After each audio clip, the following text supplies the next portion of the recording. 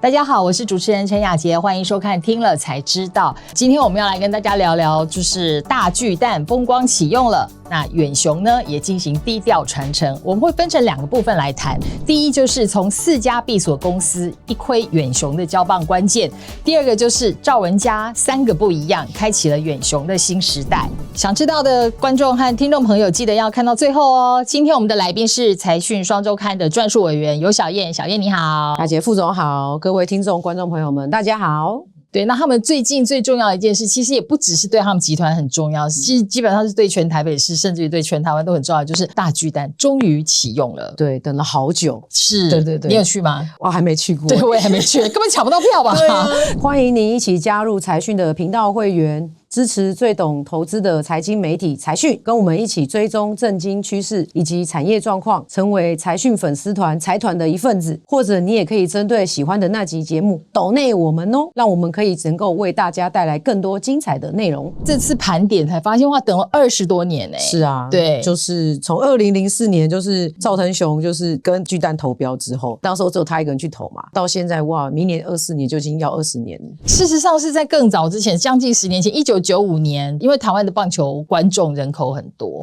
对，就开始大家就一直有这样的声音出来，觉得台湾需要一个大型的室内棒球空间，对，不然的话就淋雨看球赛就觉得很可惜啊。对啊，好，然后好不容易到2004年，终于远雄举手说我要做。当时远雄要投的时候，好像是很多人拜托他说，可不可以你来标？我觉得用想象就可以猜得到，这绝对不是一件容易的事。对啊，要投入多少那个时间成本以外，还有资金嘛，对不对？后来盘算了一下，从头到尾就是那一颗蛋跟旁边这个园区好像花了超过500亿耶。是，然后不知道什么时候可以赚得回来。对，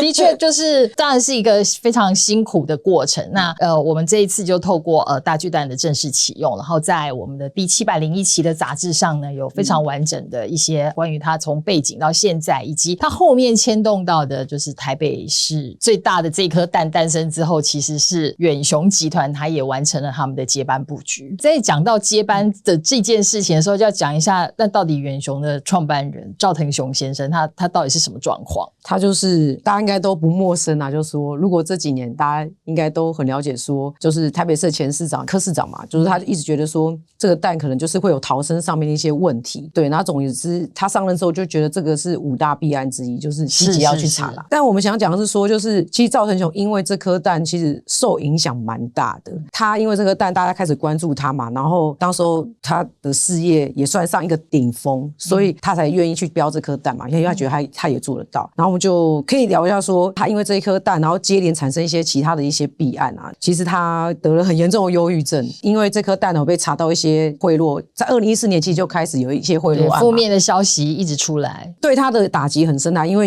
大家想想看，他是一个这么在台面上就是算是意气风发的那种，然后对于很多事情都是有点大炮型啊。在2013年的时候被票选为10大恶人，对他来讲是一个非常大的这个形象伤害，再怎么样这个面子都挂不住，所以他还就是登报自清说他根本就不是什么恶人，这个投票机制有问题之类的，就可以看得出他是一个非常有理想，就是应该会争到底的人啊，看得出来是这样子。这一次我们为了制作这个专题，小叶你去守在派出所等他等了大半天，对不对？你可以跟大家讲一下这个过程。他因为2014年被这个有算是判刑被缓刑啦，后来就接连有其他弊案嘛，就是说要去派出所固定去报到。那因为他后期就是身体也不是太好，就是最严重的时候他甚至就是只剩下40几公斤，然后还住院住好久，还插管。原本是从1个礼拜可能要报到4天，因为怕他潜逃出境之类的嘛。对，因为他是停止羁押的状态。对。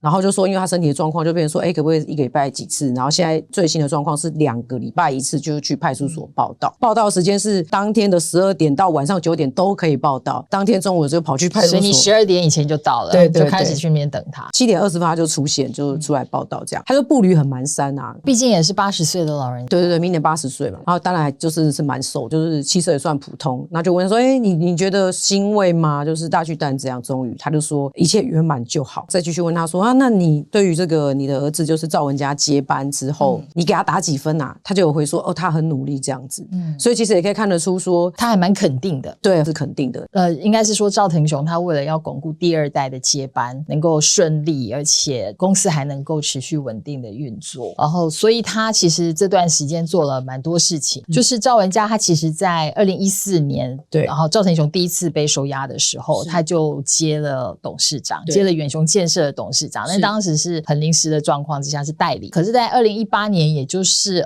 远雄50周年的时候，他算是正式的全面接手了。是，对，然后从那之后开始，他们就透过4家他们的投资公司，然后来进行对集团的持股。就是其实远雄他们总共有4家控股公司，然后来控下面的这个挂牌公司啊。不过我们是查到有公开资讯来讲，其他的没有挂牌就查不到了。就是远雄建设、远雄的本体，那再来就是远雄人寿，再来是远雄悦来，那再来就是远雄港，主要是有这4家这个上市柜公司。在这个上市公司的上一层的控股公司是信宇投资、远雄国际、远东建设、远建投资，就是用这些控股公司去控下面这4家这个上市柜公司。在这个控股公司的再上一层再去查，就查到说，其实这背后全部都是赵家人啊。然后他们在这当中做了一件很重要的事情，就是把这4家控股公司给转为闭锁公司。什么叫做闭锁公司？跟一般的公司有什么差别？是闭锁公司呢，这个名词比较出来的时候，其实是大立光。大立光他们就是林家，就是由那个创办人林耀英，他教小孩都把一些股权，总之就是交出来放在某一个公司里面，然后那个公司变成闭锁公司。那其实这个闭锁公司，它的股东人数不可以超过50个人，然后它的公司章程上面就是有明定对这个股份转让的这个限制，就是股份也不能公开发行，不能自由的买卖。你要买卖，你也必须要透过这个股东的讨论才能决定嘛。就是像这样子比较关键的这些特点，就造成说这个公司呢，就是其实股份都会锁在某一些人的手中，就不可能会有市场派什么要来抢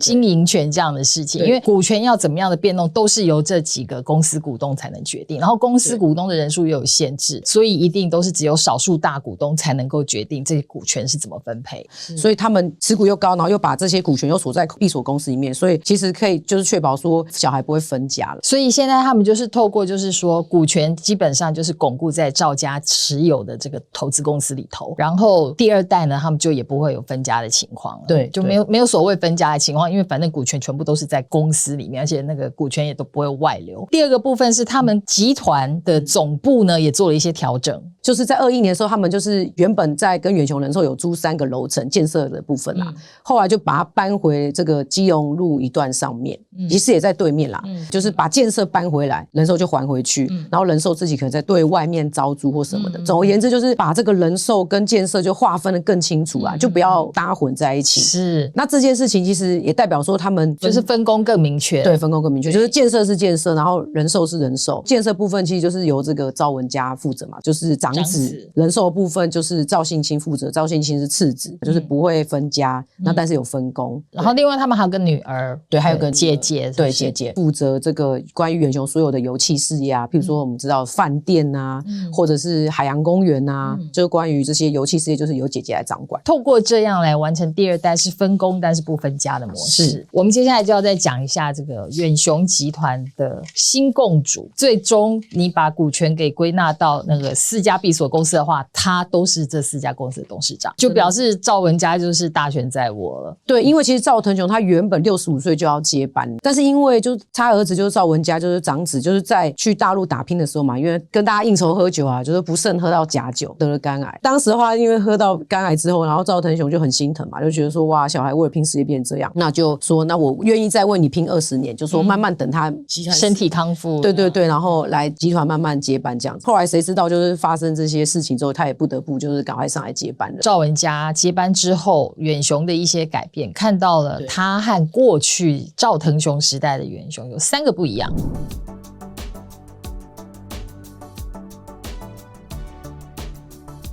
应该如果有熟悉地产都可以明显感受到，就是其实今年远雄他们一直在卖地，今年动作其实蛮大的。大家知道最近政府在打炒房嘛，在前几年就是有规定说，如果建商你拿到这个土地，你18个月内就一定要开发完成。对于这个手上有很多库存土地的建商来讲，根本就来不及啊。对，是今年开始就是远雄建设有公布，就是6都内没有及时开发的土地，在15亿元以下就是可以卖了。那所以今年一开始的时候，他在这个公告隔天他就卖了新庄大概555坪的土地，在8月的时候又卖掉掉这个台中北屯的一块，他已经整合好，他已经花时间整合的2000多坪的土地，就可以看得出说，他是怎么了？就是变得跟过去赵腾雄不太一样。赵腾雄大家印象应该都很深刻，就是他很会造镇，他盖的房子就是那个样子，所以我们也很明显就是他的风格嘛。那他喜欢就是在这个地还没有成熟之前，我们叫做生地，可能还需要一些时间整合啊，或者是地目要需要一些变更，他就开始插旗。他的儿子赵文嘉就不是走这一套路线，因为他觉得说这块土地等到你真的可能从200坪变成几千坪，不知道要等多久。现在养地的成本也跟以前不一样，风险也高嘛，是，所以他就是要处分掉就是不太会周转的这些地。他采取的策略是快速周转，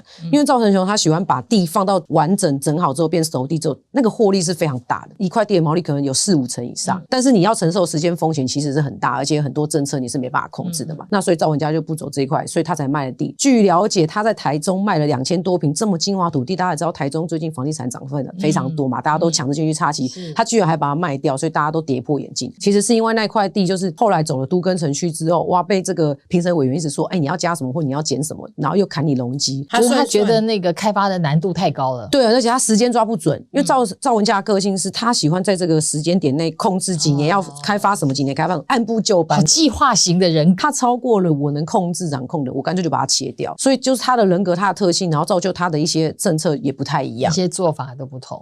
就像刚才你讲，就是说赵腾雄他感觉就是比较霸气，然后像他之前感觉自己被欺负了、被误会了，他就一定要出来说明清楚。对，但是赵文嘉到现在，我们真的都从来没有见过他公开讲过几次话。没错，他上任那时候就14年开始临时接了这个董事长嘛，后来所有媒体到现在至今都一直在问说他可不可以接受专访，可不可以出来讲话或什么的，他就是一律都婉拒。他就说他其实很内向啊，这是天生的个性。他就说因为他小时候就是功课也不是特别突出，他就是故意控制功课也不要太突出，然后也不讲话，大家就不会注意到他。大学的时候因为他读的是建筑设计嘛，必须要常上台去简报说自己的设计理念是什么啊，所以才慢慢开始说训练一些讲话，到现在就是变成他要跟员工讲话，我看他就是已经可以侃侃而谈了。我觉得他印象很深刻，就是说他在这个员工对谈里面他有讲到说我们要传承的是价值不是制度，这样他的意思就是说常常思考说我能为公司创造什么价值，然后不是因为这个制度规定这样你要这样做，而是说我们应该要怎么样可以去改变这些制度，然后让这件事可以更好的完成。然后而且他也就是说更授权，然后而且也对于主管的教育，我觉得跟过去赵腾雄时代也不一样，而且他也很容忍同事可以犯错，你可以犯错，但是你要从这个犯错中你要去学到一些事情，而且他也鼓励员工就是不要有上下阶层，就说你任何觉得可以对公司更好，你都勇敢去跟你主管挑战，或者是有一些辩论。他讲了一个策略，我觉得印象最深刻，现在的年轻人已经跟过去不一样，他要求主管说一定要协助年轻人把事情做好，因为他说现在年轻人都习惯机会是父母给的，是其他人给的，对，那我们主管就一定要做到就是协助他们，然后而且要手把手教他们他说甚至现在年轻人是你要把东西放在他的面前，然后告诉他怎么做他才会做下去，所以他的意思就是说要叫所有的主管全部都要换脑袋，不要再用自己以前那一套来教新的人。我觉得他这一点我觉得真的是蛮接地气的。对，因为过去的主管很可能都是真的要靠自己去摸索啊。讲了一句话我觉得挺有趣的，他说即使我是太子，对，他自己当年进公司的时候即使有太子的身份，然后老主管也是跟他讲说自己去学，而且口气也没有很好，所以他说当年他是太子都被这样对待，何况不是太子的人一定就更惨，所以现在变成主管都是很厉害的人。现在人才真的是太稀缺，然后又不好找，对，然后还要留才，对，